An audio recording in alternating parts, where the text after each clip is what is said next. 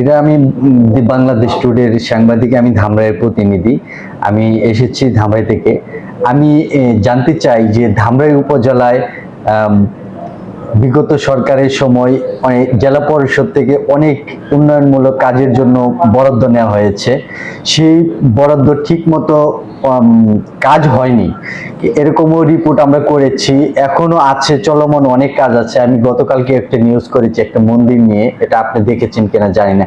আমি আপনার কাছে জানতে চাই যে আমাদের ধামরাই উপজেলার যে গত ট্রামে যে কাজ মানে সরকারের সময় যে উন্নয়ন জন্য যে বরাদ্দগুলো ছিল সেগুলো এখন চলমান, কিছু অনিয়ম আছে। এই বিষয়ে আপনি কি পদক্ষেপ নেবেন আমাদের যদি বলতেন। প্রথমে আপনাকে ধন্যবাদ জানাই। আপনার শুধু ধামরাই নয়, ঢাকা জেলার অধীনস্থ যতগুলো প্রকল্প হয়েছে নিশিরাতের সরকারের সময়, বিনা ভোটের সরকারের সময়, তারা উন্নয়নের নামে হরিলুট করেছে। উন্নয়নের নামে তারা নিজেদের পকেট ভারী করেছে। আমার সামনে আপনারা যে পত্রিকাটি দেখছেন, এই পত্রিকার মধ্যেও আপনার দুর্নীতির কথা স্পষ্টভাবে বলা আছে। আপনারা যদি দেখতে চান, আমি আপনাদেরকে বলতে পারি ঢাকা জেলা পরিষদের যে পরিমাণ দুর্নীতি হয়েছে সেটা আমি বলতে পারি এটা একটা বিরল ঘটনা। এইখানে একটা গাড়ি প্রগতি থেকে কিনা হয়েছে 90 লাখ টাকা দিয়ে। সেই 90 লক্ষ টাকার গাড়ির মধ্যে 29,40,000 টাকা মেনটেনেন্স খরচ হয়েছে, যেটা গাড়িটা হলো ব্র্যান্ড নিউ। আমাদের এই যে অফিসে বসে আছি, এই অফিসের রিনোভেশন করার জন্য 1,07,00,000 টাকা এইখানে বরাদ্দ হয়েছে। সেইখানে কাজ কমপ্লিট না করে, কাজ না করেই তারা বিল উঠিয়ে নিয়ে গেছে। আপনারা জানেন ঢাকা জেলা পরিষদের একটি নিজস্ব টাওয়ার আছে, 20 তলা ভবন। সেই 20 তলা ভবনটা নির্মাণ কাজ অনুমোদনবিহীনভাবে তারা করেন এবং ঠিকাদার একটা মাত্র প্রতিষ্ঠান দরপত্র দাখিল করেন, তাদেরকে কাজ দেওয়া হয় এবং 10% অ্যাবভে দেওয়া হয়। সেই কাজটি তারা স্বয়ং সম্পন্ন না করে আপনার হাফ ডান করে তারা রেখে যায়। আমি বললাম আমাদের নিজস্বর কথা। আর আপনারা জানেন শুধু ধামরাই নয়, ঢাকা জেলার অধীনস্থ অনেক জায়গায় তারা উন্নয়নের নামে তারা অর্থ নিয়ে তারা প্রকল্প বাস্তবায়ন না করে, কাজ না করে, উন্নয়ন না করে তারা ব্যক্তিগতভাবে তারা এখানে লাভবান হয়েছে। এটা আপনারা জানেন। আমি গত 31 তারিখে এখানে দায়িত্ব নিয়েছি।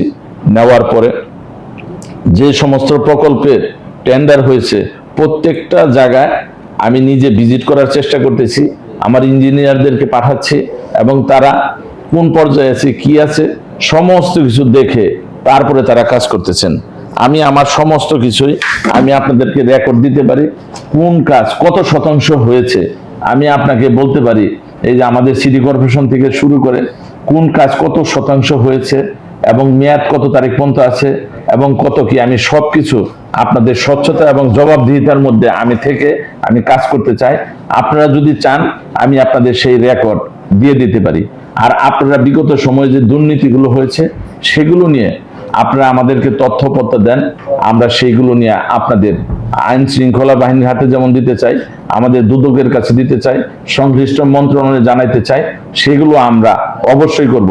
বিগত যে অনিয়মগুলো আছে সেগুলোকে কিভাবে আমরা আইনের আওতায় আনতে পারি এবং বর্তমান যে প্রজেক্টগুলো আছে চলমান সেগুলোকে আমরা কিভাবে সুন্দর মতন সততার সহিত ন্যায়পরায়ণের সহিত আমরা কাজ করতে পারি, সেটার জন্য আমি কাজ করতেছি।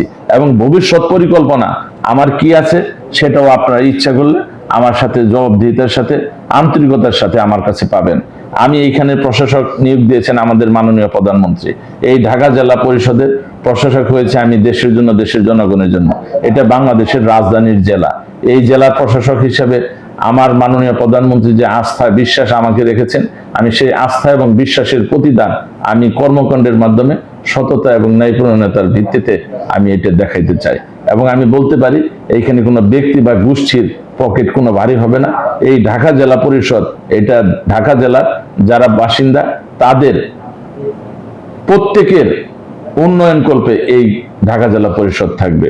আমি আপনাদের স্পষ্টভাবে বলতে পারি, আমার ভুল থাকতে পারে, ত্রুটি থাকতে পারে, কিন্তু আমার এখানে কোনো দুর্নীতি থাকবে না। আমি দুর্নীতিমুক্ত ঢাকা জেলা পরিষদ ইনশাআল্লাহ আপনাদের সেবায় নিয়োজিত থাকবো, এটাই হচ্ছে আমার অঙ্গীকার।